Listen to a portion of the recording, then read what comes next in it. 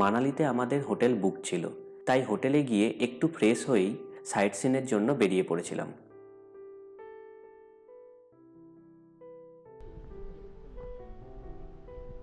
মানালিতে আমরা প্রথমেই যেখানে গেলাম সেটা হলো নেহেরু পিসেন্ট্রি।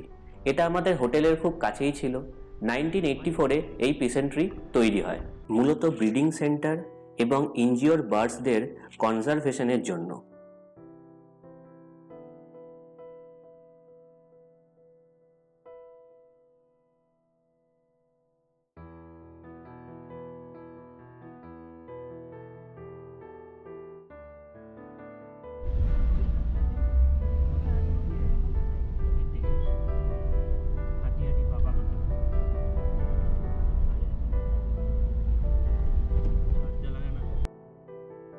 এরপর আমরা এলাম ভাসিস্ট টেম্পেলে। উইকিপিডিয়ায় দেখলাম 3500 বিসিতে গুরু ভাসিষ্ঠ এই টেম্পেলটি তৈরি করেছিলেন।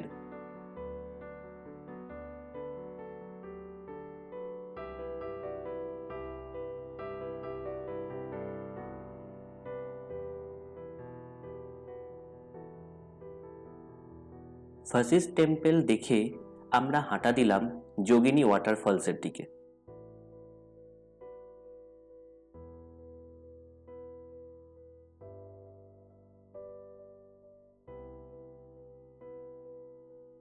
এই ট্রিপে আমি এবং অমৃতা ছাড়া আমার বন্ধু শুভজিৎ এবং ওর ওয়াইফ মৌমিতা ছিল। আমরা 4 জন এই হিমাচল ট্রিপে এসেছিলাম।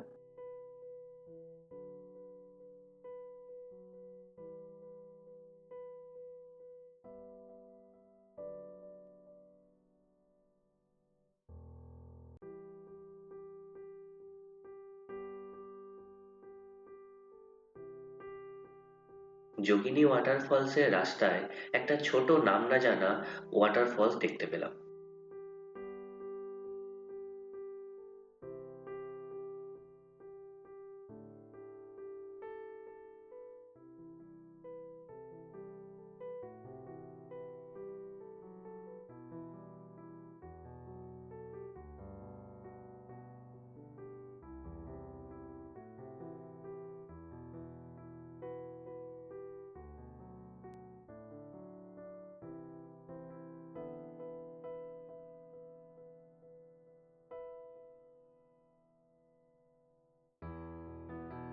একদিকে পাইনের জঙ্গল, অন্যদিকে পাহাড়ের নিচ দিয়ে বয়ে যাচ্ছে বিয়াস নদী। এটা ছিল যোগিনী ওয়াটারফলসের ট্রেক রুট। এটা ছিল আমাদের এই ট্রিপের প্রথম ট্রেক।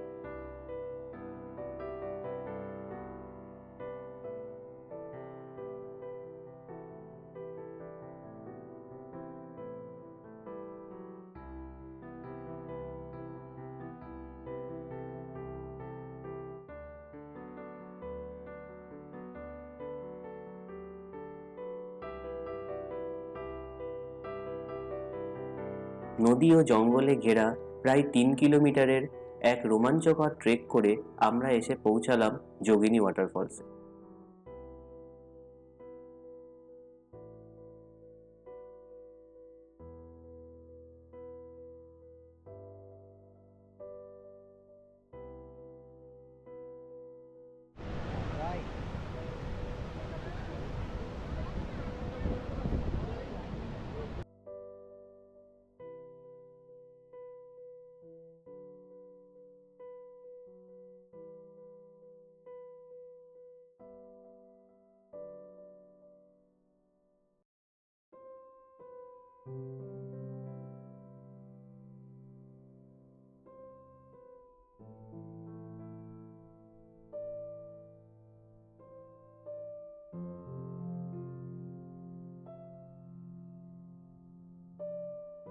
এরপর আমরা দেওদার গাছের জঙ্গলে ঘেরা হিড়িম্বা দেবী টেম্পেলে এলাম। 1533 সালে এই মন্দিরটি রাজা বাহাদুর সিং তৈরি করেন। হিড়িম্বা দেবী হলেন পঞ্চ পাণ্ডবদের মধ্যে মহাবলী ভীমের স্ত্রী।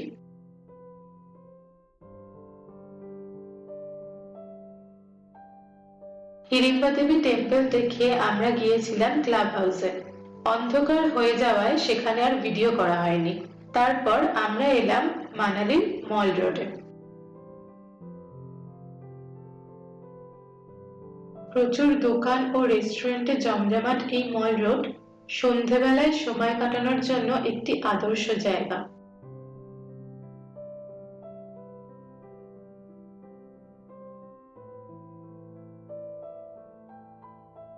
এরপরে আমরা মোমো খেয়ে হোটেলে ফিরে গেলাম।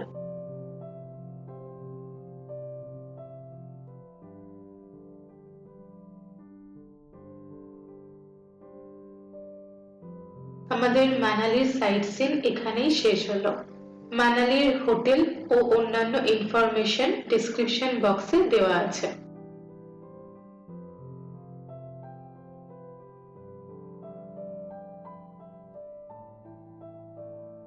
পরের পর্বে থাকবে আমাদের মানালি থেকে নাগার যাবার গল্প।